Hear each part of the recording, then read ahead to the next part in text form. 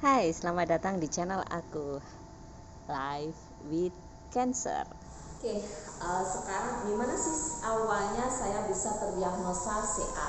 Jadi saya menderita breast cancer, ya, breast cancer atau kanker payudara itu setelah melalui tahap pemeriksaan.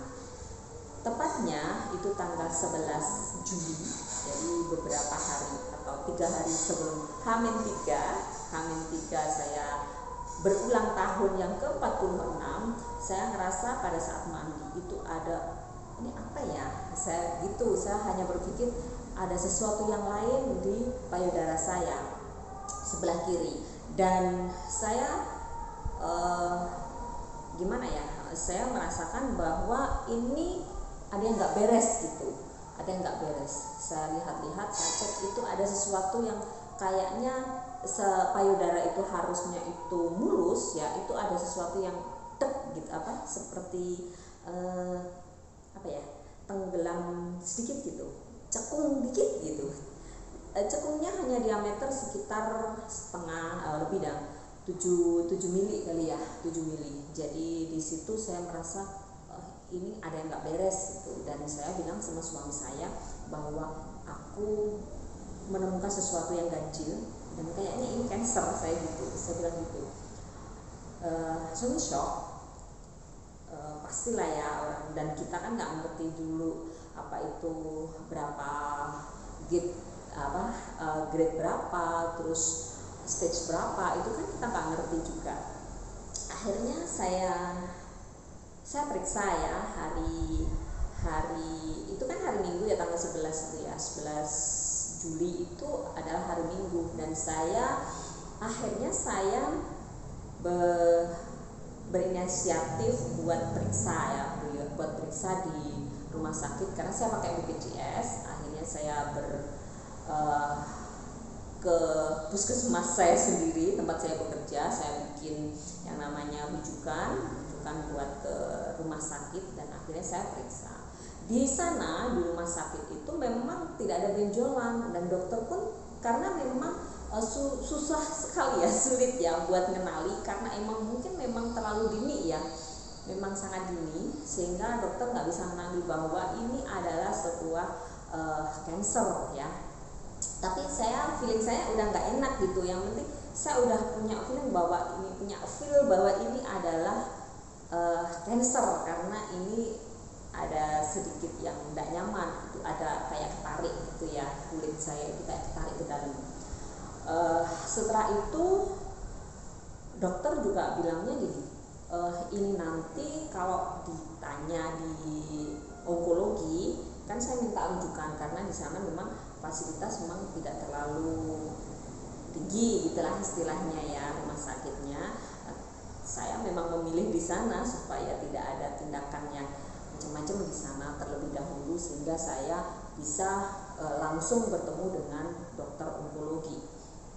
Akhirnya saya dirujuklah ke rumah sakit yang ada dokter onkologinya, dan di rumah sakit ini saya ada di rumah sakit Bayangkara Kediri ya, karena rumah saya itu juga di Kediri.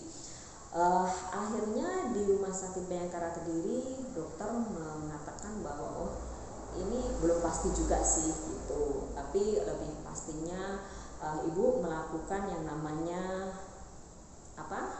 USG gitu, di USG. Akhirnya saya USG karena nanti kalau pakai BPJS kita kelamaan, dan akhirnya saya telah ke rumah sakit yang namanya bukan rumah sakit ya, jadi klinik laboratorium swasta.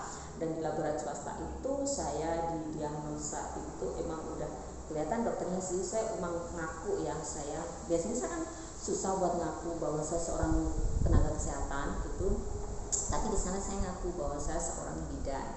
Dan dokter mengatakan ini sebenarnya saya nggak bisa mengatakan ya ini stadium berapa atau apa, itu nggak bisa mengatakan, tapi kalau melihat tipikalnya itu adalah cancer ya, dari peredaran darahnya itu kelihatan katanya gitu. Saya sendiri juga kan bukan faknya di sana.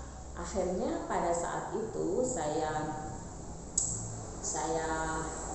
udah USG ya, dan saya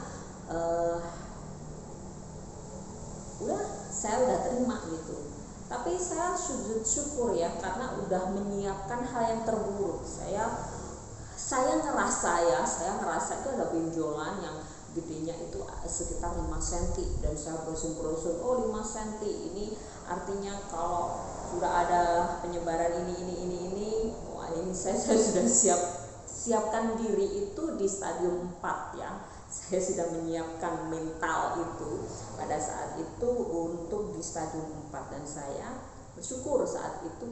Ini kira-kira saya juga nggak bisa mastiin ya, katanya dokter gitu, karena untuk kepastian itu pakai operasi, pakai PA. Kalau menurut saya sih ini masih stadium 2A bilangnya gitu.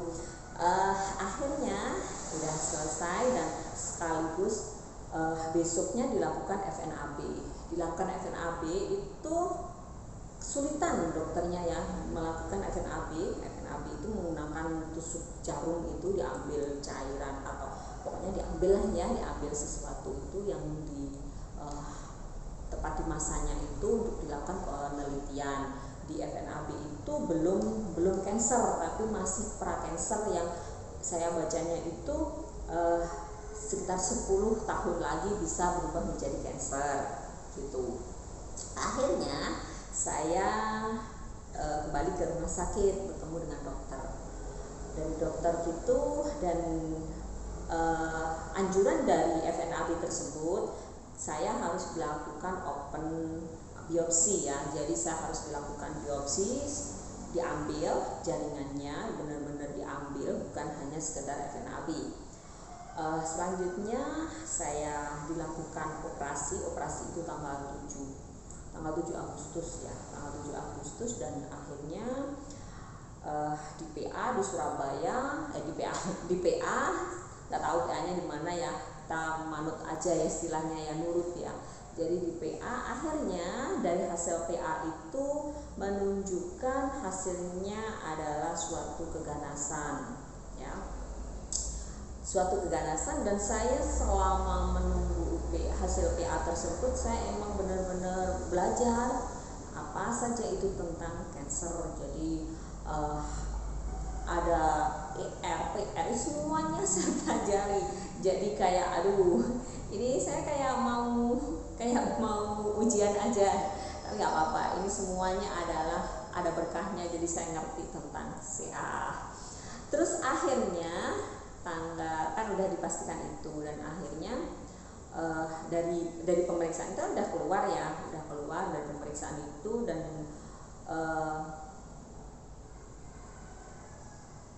setelah hasil pemeriksaan keluar, saya dinyatakan saya harus melakukan operasi. Akan tetapi karena hasil PA-nya itu keluar lebih dari udah 1 bulan dari pada saat periksa itu, dan karena antri juga ya, jadi lebih 1 bulan, akhirnya saya diputuskan harus di kemo terlebih dahulu. Kemo ditawarin juga ya, kemo 3 kali kemo. Setelah itu saya dilakukan operasi. Setelah dilakukan operasi nanti kemo lagi 3. Terus saya nggak kurang puas ya kalau di rumah sakit. Akhirnya saya datang ke rumah praktekan beliau sendiri, karena kalau di rumah sakit kita kan pakai BPJS ya. Akhirnya saya ke rumah beliau, ke rumah dokter onkologinya, dan saya dijelasin semuanya, dan saya mendapatkan pencerahan bahwa itu kalau metode lama itu 3 operasi, dan 3 setelah itu operasi, dan kemoterapi 3 lagi. Akan tapi terapi yang terbaru itu adalah 6 kali kemo, dan nanti dilanjutkan dengan operasi, dan setelah itu dilakukan 6 kali lagi kemoterapi gitu. Oke. Berbicara tentang operasinya, saya bisa memilih ya antara ada 2 macam, ada terapi yang untuk operasinya itu bisa diangkat semua atau mastektomi, bisa juga dilakukan lumpektomi dengan berbagai macam risiko ya, akhirnya kalau lumpektomi itu kita memang benar-benar harus harus diawasi dengan ketat. Artinya apa? Kita nggak boleh istilahnya setengah jalan kita nanti udahlah bye bye gitu. Artinya untuk terapinya itu benar-benar harus tuntas ya. Saya menanyakan juga bagaimana terapinya nanti dokter, selain menggunakan kemoterapi. Sebenarnya sih ini bisa menggunakan radiasi, tapi yang namanya cancer itu nggak bisa hanya, kalau radiasi kan lokalnya mana, seumpama ada di payudara, itu juga payudara aja yang disinar ya. Sedangkan cancer itu udah ke darah ya. Jadi yang mengalir di darah itu udah mengandung bibit cancer. Akhirnya ya udah saya putusin mana pengobatan yang terbaik. Saya putusin bahwa pengobatan ini adalah pengobatan dengan menggunakan kemoterapi.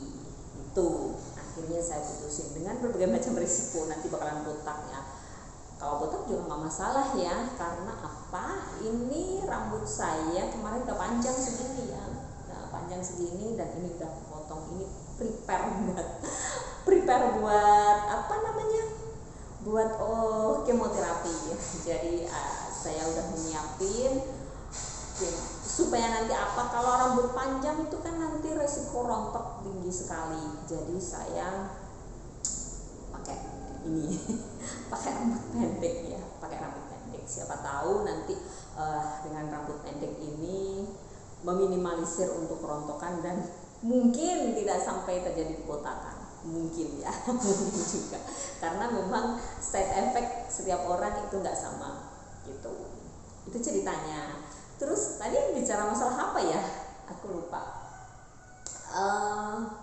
Berikutnya adalah tentang udah kemoterapi udah ya. Jadi tadi radiasi ya. Untuk radiasi itu sifatnya hanya lokal ya, yang kita bisa bilang memang untuk risikonya lebih rendah daripada kemoterapi. Akan tetapi itu hanya bersifat lokal, jadi hanya itu saja. Sedangkan sel kanker itu bisa saja sudah menyebar ke seluruh tubuh itu melalui pembuluh darah. Udah, oke saja. Terima kasih, jangan lupa ya like, comment, and subscribe. Live with Cancer.